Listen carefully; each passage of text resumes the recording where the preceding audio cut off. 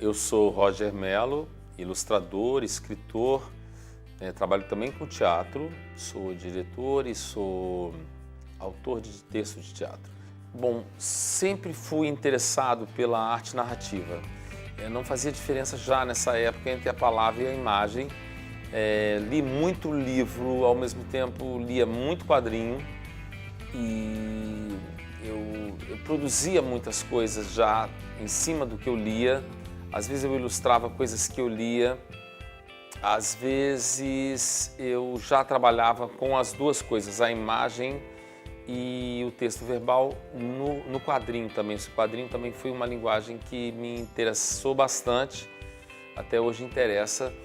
Bom, as minhas influências na arte visual, elas são todas possíveis e imagináveis. Assim, a observação da natureza, muitos bichos e plantas, mas não sou um desenhista de observação.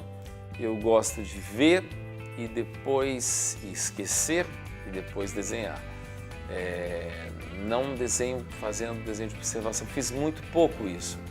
As referências nas artes são muitas, as artes plásticas, né?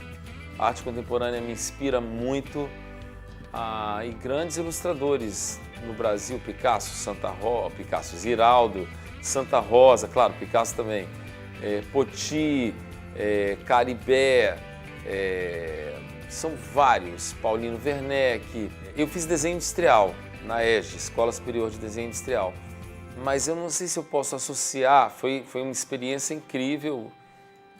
Também aprendi tudo o que eu sei, eu acho que hoje, de artes gráficas. Muito também estagiando, depois eu estagiei com o Ziraldo, que é um grande professor.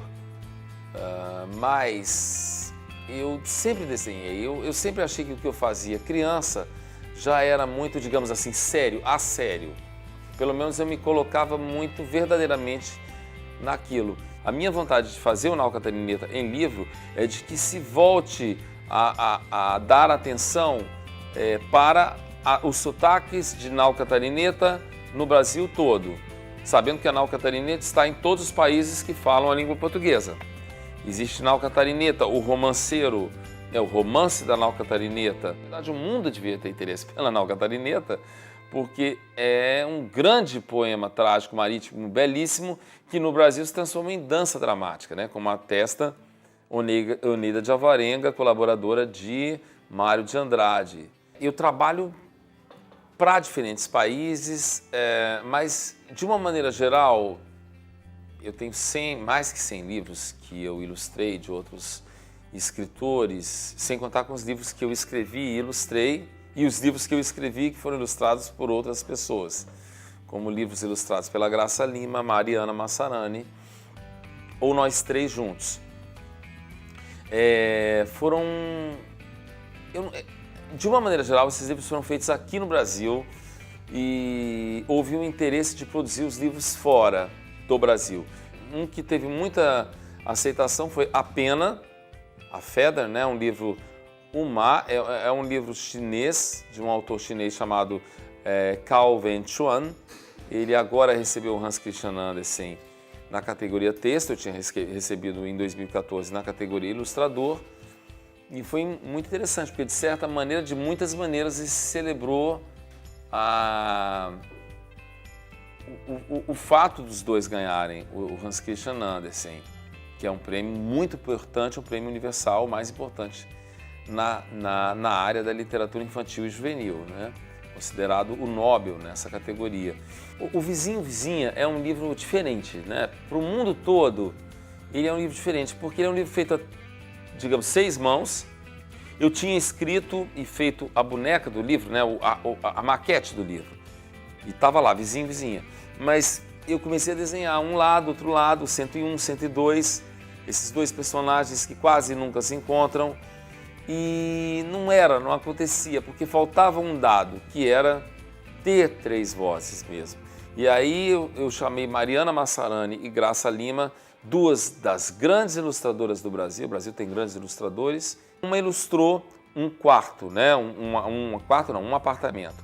A Mariana fez o apartamento 101, que é habitado por um sujeito, e a Mariana e a Graça o 102, por uma vizinha, e esses dois personagens ganharam outras dimensões, né, que estão para além, muito além do texto verbal criado por mim. Todo Cuidado é Pouco foi o livro que eu fiz, escrevendo e ilustrando, que eu mais gostei de fazer.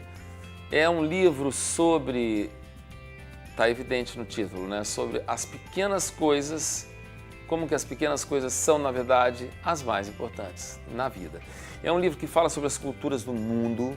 É o livro que mais tem personagens, que na verdade você não tem exatamente uma história, você tem personagens que interferem um na vida do outro.